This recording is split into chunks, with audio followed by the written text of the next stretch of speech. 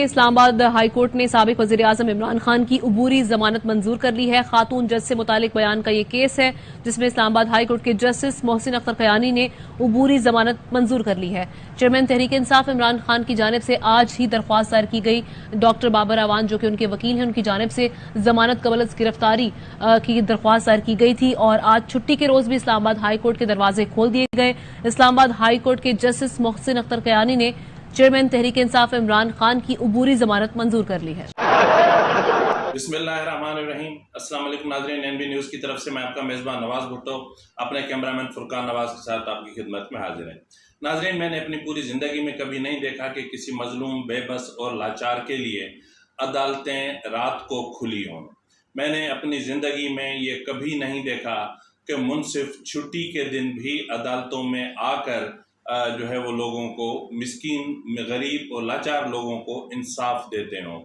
میں نے کبھی نہیں دیکھا کہ عدالتیں آدھی رات کو کھلتی ہوں اور لوگوں کو ریلیف دیا جاتا ہے، وہ لوگ جو بے پہنچ، بے سہارا اور لاوارث ہوتے ہیں۔ لیکن اب میں دیکھتا ہوں کہ رات کو عدالتیں کھلتی ہیں کیونکہ شیریں مزاری صاحبہ گرفتار ہو جاتی ہے۔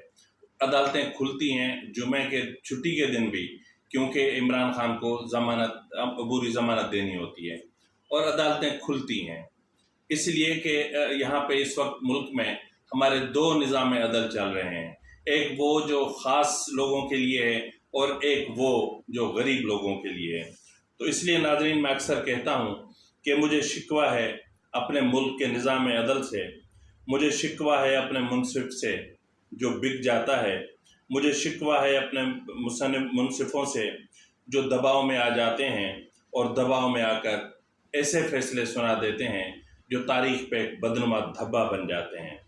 ناظرین، مجھے شکوہ ہے اپنے نظام عدل سے جو غریب کو انصاف نہیں دیتا، مجھے شکوہ ہے اپنے منصف سے جو خاص لوگوں کے لیے راتوں کو عدالتیں کھولتا ہے اور چھٹی کے دن بھی ان کو انصاف دیتا ہے۔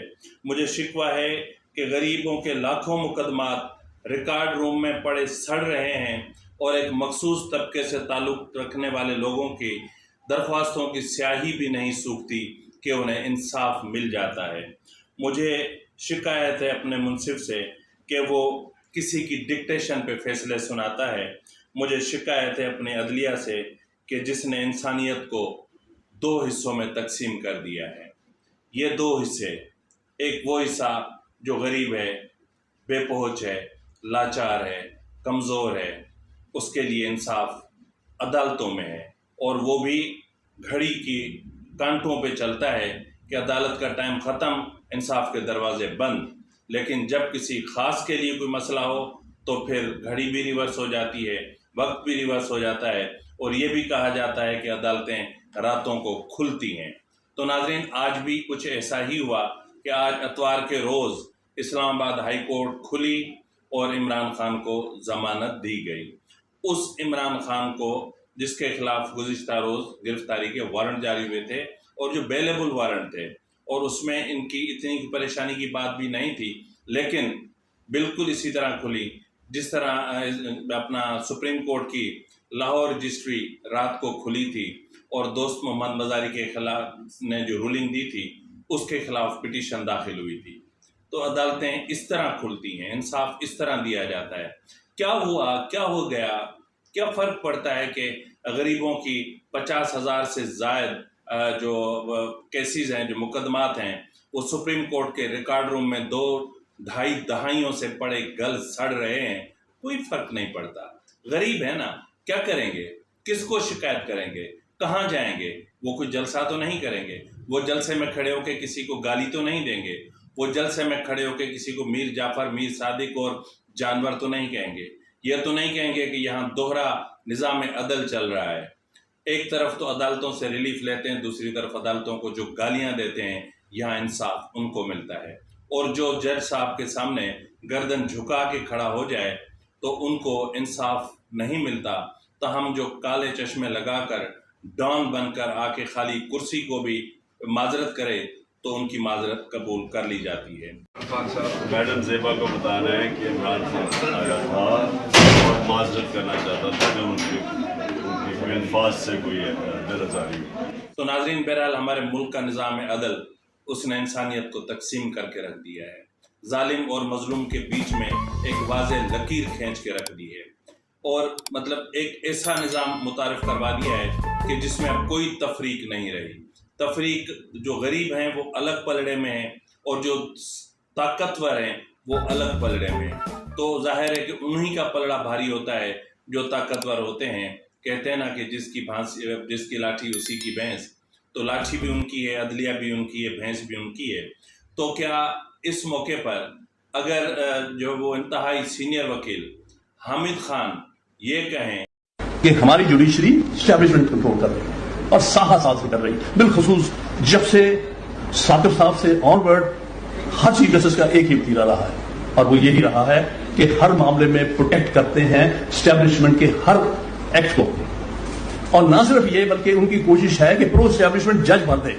یہ جو پچھلے ہفتے کا ہمارا سارا جھگڑا ہے جس میں خدا نے ہمیں بال بال بچایا ہے، ورنہ 3 جونیئر جج سندھ سے لے آ رہے تھے، ایک پنجاب سے لے آنا تھا، کیونکہ انڈیپینڈنٹ چیف جسٹس ہے اسلام آباد ہائی کورٹ کا، وہی جج بن سکتا سپریم کورٹ کا، اور نہ ہی آپ جو ہے chief justice Sindh high court کا وہ ان کو پسند ہے وہ آ سکتا ہے، اور انہوں نے 9 صابی کی انتہا کی ہوئی ہے اور نیچے چوتھے چھٹے 8ویں نمبر سے جج لگا لیں گے، اور پھر اس کے اوپر ناراض ہوتے ہیں کہ بات نہیں بنی۔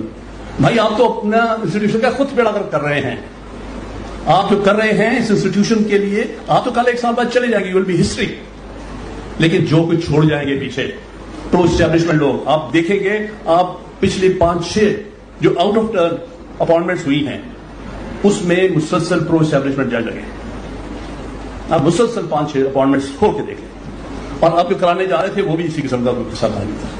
اسی لیے ہم کہتے ہیں کہ سینیورٹی پھر بھی ٹھیک ہے، کسی پر احسان نہیں ہے، کسی پک اینڈ چوائس نہیں ہے، یہ آربیٹرینس نہیں ہے۔ آپ کہتے ہیں میرٹ، بھائی میرٹ آپ نے کب جج کرنا ہے؟ آپ ہم جانتے نہیں کہ آپ میرٹ سے بہت دور رہنے والے لوگ ہیں، آپ کا ریکارڈ ہمیں پتہ نہیں ہے، تو آپ کو میرٹ صرف اپنے رشتے داروں اور تعلق داروں میں نظر آتا ہے۔ اس لیے بھائی میرٹ کی جانے دو، ہم تمہارے میرٹ کی۔ اس میں حامد خان نے جو کچھ کہا وہ عکاس ہے اس معاشرے کا، وہ عکاسی کرتے ہیں الفاظ ہمارے نظام عدل کی اور عدلیہ کے اندر جو کچھ ہو رہا ہے۔ ایک طرف تو عمران خان کو چھٹی کے دن بھی جو ہے وہ ضمانت دی جاتی ہے۔ I really am a pessimist because a politician must look on the darker side of things to really get to the better side of life, and sometimes for the sake of form one has to appear to be an optimist, and in press conferences one ایک طرف تو ایک صدر کی طرف سے ایک reference بھیجا جاتا ہے ذوالفقار علی بھٹو کی جوڈیشل مرڈر پر کہ اس پر ریفرنس بنایا جائے اور ایک فل کورٹ تشکیل دیا جائے، اور ذوالفقار علی بھٹو کو جو سزا سنائی گئی تھی اور جو تاریخ میں تو امر ہیں لیکن عدلیہ اور قانون کی کتابوں میں وہ مجرم ہیں اور جرم ثابت ہونے پر انہیں سزائے موت سنا دی گئی، اور اس کیس کو ریویو کیا جائے، 10 سال سے وہ درخواست، وہ جو ریفرنس ہے وہ التوا میں پڑا ہوا ہے، اس پر سنوائی نہیں ہوتی۔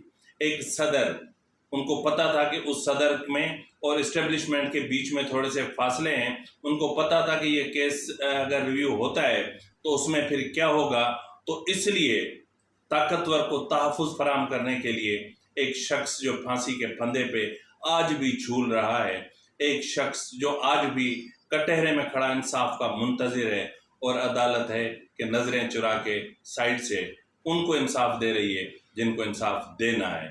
تو بہرحال ناظرین، آج ایک اور بھی جو ہے وہ کمال ہوا ہے، وہ یہ ہوا ہے کہ جو شریف خاندان کی شوگر ملز کے حوالے سے جو ایک بینچ بنا ہوا تھا جسٹس قاضی فائز عیسیٰ کی سربراہی میں، اب یہ کیسز جو ہیں وہ جسٹس قاضی فائز عیسیٰ کے بینچ سے لے لیے گئے ہیں۔ اب وہ کس کو دے دیے گئے ہیں، یہ انتہائی حیرت کی بات ہے۔ اب ان کیسز کی سماعت کرے گا جسٹس اعجاز الحسن اور جسٹس منیب اختر اور جسٹس مظاہر علی نقوی پر مشتمل 3 رکنی بینچ، اور یہ سماعت شروع ہوگی 6 اکتوبر سے۔ ناظرین، بینچ سے کیس کو تبدیل کر کے ایک ایسے بینچ میں بھیج دینا جو بینچ ہی متنازع ہو، جس کے جج ہی متنازع ہوں، جس کے ججز سے جو ہے وہ تعصب کی سمیل آتی ہو، اور جنہوں نے انصاف کو ہمیشہ داغدار کیا ہو۔ اگر آپ مجھ پہ کنٹیمپٹ آف کورٹ لگانا چاہتے ہیں تو بھلے لگا دیں، میں نہیں بول رہا ہوں، یہ آپ کے فیصلے بول رہے ہیں، یہ آپ کا کنڈکٹ بول رہا ہے، یہ آپ کے اپنی جو آرڈرز ہیں وہ بول رہے ہیں، میں نہیں بول رہا۔ میں کیوں بولوں؟ کیا مجھ میں اتنی ہمت ہے کہ میں آپ کے سامنے بول سکوں؟ پر میں اتنا ضرور بولوں گا کہ انصاف کا گلا مت گھونٹیں، انصاف کو اپنی راہوں کا تعین خود کر لینے دیں، انصاف کو اپنے راستے خود بنا لینے دیں، لیکن یہاں ایسا نہیں ہو رہا ہے اور یہ بہت افسوس کی بات ہے۔ ناظرین، اس سے ہٹ کر اگر ہم بات کریں تو ایک وقت تھا کہ جب ملاقاتیں ہوا کرتی تھیں خفیہ یا پس پردہ یا کہیں بھی، تو ان کی وضاحتیں آ جایا کرتی تھیں۔ جی میں اس کی زیادہ ڈیٹیل میں تو نہیں جاؤں گا، مگر چیف آف آرمی سٹاف سے ملاقات کے حوالے سے میں یہ ضرور واضح کر دوں کہ محمد زبیر صاحب نے 2 مرتبہ چیف آف آرمی سٹاف سے ملاقات کی، ایک دفعہ اگست کے آخری ہفتے میں اور دوسری مرتبہ 7 ستمبر کو ان کی چیف آف آرمی سٹاف سے ملاقات ہوئی، جس میں ڈی جی آئی صاحب بھی موجود تھے، اور دونوں ملاقاتیں ان کی درخواست پر ہی ہوئیں، اور دونوں ملاقاتوں میں انہوں نے میاں نواز شریف صاحب اور مریم نواز صاحبہ کے حوالے سے ہی بات چیت کی۔ ان ملاقاتوں میں جو بھی بات چیت ہوئی، آرمی چیف نے ان پہ واضح کر دیا کہ جو بھی ان کے لیگل مسائل ہیں وہ پاکستان کی عدالتوں میں حل ہوں گے، اور جو سیاسی مسائل ہیں ان کا حل پارلیمنٹ میں۔ ان معاملات سے فوج کو دور رکھا جائے۔ میں اس بارے میں اس سے زیادہ مزید کچھ نہیں کہنا چاہوں گا۔ تو ناظرین، اب کوئی آ کے یہ کیوں نہیں کہتا کہ جو ایوان صدر میں جو سازشیں ہو رہی ہیں، ایوان صدر جو آئین کی خلاف ورزی کرتے ہوئے ایک منتخب حکومت کو گرانے کے لیے صدر مملکت ایک ثالث کا کردار ادا کر رہے ہیں، تو ان کو روکنے کے لیے یا ان سے متعلق اب کوئی وضاحت کیوں نہیں آتی؟ کیوں خاموشی ہے؟ کیوں خاموشی ہے کہ ایک شخص انہیں گیدڑ کہتا ہے؟ کیوں خاموشی ہے کہ ایک شخص انہیں جانور کہتا ہے؟ کیوں خاموشی ہے کہ ایک شخص انہیں میر جعفر، میر صادق جیسے القاب سے نوازتا ہے؟ کیوں جو ہے وہ خاموشی ہے کہ ایک شخص ہزاروں کے مجمع میں کھڑا ہو کے ایک بڑے ادارے کو غدار کہتا ہے اور اس کے چیف کو، یعنی چیف آف آرمی سٹاف کو گیدڑ کہتا ہے، لیکن کوئی وضاحت نہیں آتی، کوئی وضاحت نہیں آتی، آتی ہے تو صرف ایک خاموشی، اور یہ خاموشی اپنے آپ میں ایک معنی خیز ہے۔ کہیں یہ تو نہیں ہے کہ جو کچھ ہو رہا ہے اس کا مطلب کچھ اور ہے اور جو عوام سمجھ رہے ہیں ان کا مطلب کچھ اور ہے؟ تو ناظرین، بہرحال یہ تو آنے والا وقت ہی ظاہر کرے گا۔ بہرحال اس وقت جو ہے وہ یہ خبر آپ نے سن لی ہوگی کہ وفاقی کابینہ نے تھرو سرکولیشن ایک سمری کی منظوری دی ہے، جس میں FIA کو اختیار دیا گیا ہے، جو آڈیو لیکس ہوئی ہیں سائفر کے حوالے سے، تو سائفر کے معاملات کو اور اس میں جو اجلاس ہوئے ہیں اس کو، اور جو منٹس آف دا میٹنگس ہیں ان کا جائزہ لے، اور اس میں جو ہے وہ جو جنہوں نے سائفر لیک کیا ہے، جنہوں نے اس کو پبلک کیا، جنہوں نے جو ہے وہ سیکرٹ ایکٹ کی خلاف ورزی کی، جنہوں نے حلف کی پاسداری نہیں کی، جنہوں نے جو ہے وہ ایوان وزیر اعظم میں بیٹھ کر اور پاکستان کے خلاف سازش کی، اس کو بے نقاب کرے۔ اور ناظرین، اس FIA کی ٹیم کو یہ بھی اختیار دیا گیا ہے کہ وہ چاہے تو کسی بھی اور ادارے کے خفیہ اداروں کو، کسی بھی اور خفیہ ادارے کے جو افسران ہیں ان کو بھی، ان کی خدمات بھی حاصل کر سکتا ہے۔ تاہم جو چیز آپ کے سامنے ہے اور جو میں نے دیکھی ہے، اس میں یہ تعین نہیں کیا گیا کہ اس کمیٹی نے کب تک رپورٹ دینی ہے۔ یہاں افسوس کی بات جو ہے وہ یہ ہے کہ ایک مجرم اپنے جرم کا ارتکاب کر رہا ہے، ایک مجرم کہہ رہا ہے کہ ہاں سائفر میرے پاس تھا، کاپی تھی میرے پاس، پتہ نہیں کہاں گم ہو گئی۔ بات یہ کہ سائفر ایگزسٹ کرتا ہے، اس میں سب کچھ لکھا ہوا ہے، وہ چیف جسٹس کے پاس ہے، وہ قومی اسمبلی کے اسپیکر نے ساری اسمبلی کو دکھایا اور اس نے چیف جسٹس کو بھیجا۔ پریس کا کیا چھاپا مار کے کرنا ہے؟ ایک میرے پاس تھا اور وہ غائب ہو گیا، کہیں ہو گیا، مجھے نہیں پتا، لیکن ایک پریزیڈنٹ اب یہ سننے کے بعد آپ خود فیصلہ کریں کہ اب کس تحقیق کی گنجائش باقی رہتی ہے، اب کیا باقی رہتا ہے؟ افسوس ہوتا ہے دوہرے معیار عدل پر، افسوس ہوتا ہے کہ ایک شخص ایک قومی نشریاتی ادارے کو تہس نہس کر دیتا ہے، قومی نشریاتی ادارے میں اس کے گنڈے گھس جاتے ہیں اور اس ادارے کے وقار کو مجروح کر دیتے ہیں، لیکن قانون خاموش رہتا ہے۔ अदालतें चुप रहती हैं। एक शख्स पार्लियामेंट पर चढ़ दौड़ता है लेकिन अदालती निज़ाम खामोश रहता है। एक शख्स ईवान सदर पे चढ़ दौड़ता है लेकिन अदालतें और हमारा कानून खामोश रहता है। एक शख्स पुलिस वालों की पिटाई करता है, कानून खामोश रहता है। एक शख्स थानों पे जाके लॉकअप के दरवाजे खुलवा के अपने बंदे छुड़वाता है, कानून खामोश रहता है। एक शख्स आइन की खिलाफ वर्जी करता है, असेंबली तोड़ता है, आइन का इसे इनहराफ करता है, आइन तोड़ता है, लेकिन आइन और कानून दोनों खामोश रहते हैं। और सबसे बड़ी बात यह कि अदलिया खामोश रहती है। यहाँ तक कि अदलिया खुद कहती है कि यहाँ आइन शिकनी हुई है, लेकिन उसके बावजूद अदलिया खामोश रहती है। अदलिया को गाली पड़ती है, अदलिया खामोश रहती है। हमारे मुल्क के बड़े दिफाई इदारे को गाली पड़ती है, अदलिया, कानून और इदारे खामोश रहते हैं। आखिर क्या है ये इस्टेब्लिशमेंट जो खेल खेल रही है?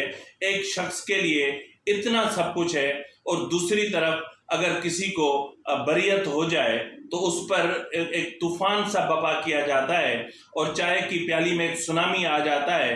लेकिन यहाँ इदारे, अदलिया, कानून सब बेबस, लाचार, खामोश हैं। अब गुज़िश्ता शब जब हमने ये सुना है कि वज़ीर दाखिला साहब ने कहा है कि मामले को पार्लियामेंट में लेकर जाएंगे और पार्लियामेंट की मंजूरी के बाद आर्टिकल 6 की कार्रवाई होगी, तो नाज़रीन आर्टिकल 6 की कार्रवाई होगी। इस वक्त मामला सब कमेटियों में है। नाज़रीन ये वही कमेटियां हैं जिन्होंने, आपको याद होगा कि फॉरेन फंडिंग केस का फैसला आने के बाद ये तय किया था कि अब सुप्रीम कोर्ट से रुजू किया जाएगा और सुप्रीम कोर्ट को जो है रेफरेंस अरसाल किया जाएगा। लेकिन क्या हुआ? क्या पीटीआई के खिलाफ फॉरेन फंडिंग केस का साबित होने के बावजूद यह हुकूमत कुछ कर सकी? कुछ नहीं कर सकी और कुछ नहीं कर सकेगी। तो इसलिए अवाम को ये समझ लेना चाहिए कि जो जिस तरह चल रहा है इसको चलने दो, जब तक हिम्मत है बर्दाश्त करो, और जब बर्दाश्त ख़त्म हो जाए तो इमरान खान ने तो वैसे ही कहा था कि सुकून सिर्फ कब्रों में ही मिलता है, और कब्र ही एक ऐसी जगह है जहाँ इंसान सुकून से सोता है। और इसी के साथ ही अपने मेज़बान नवाज भुट्टो को इजाज़त दीजिए। अल्लाह।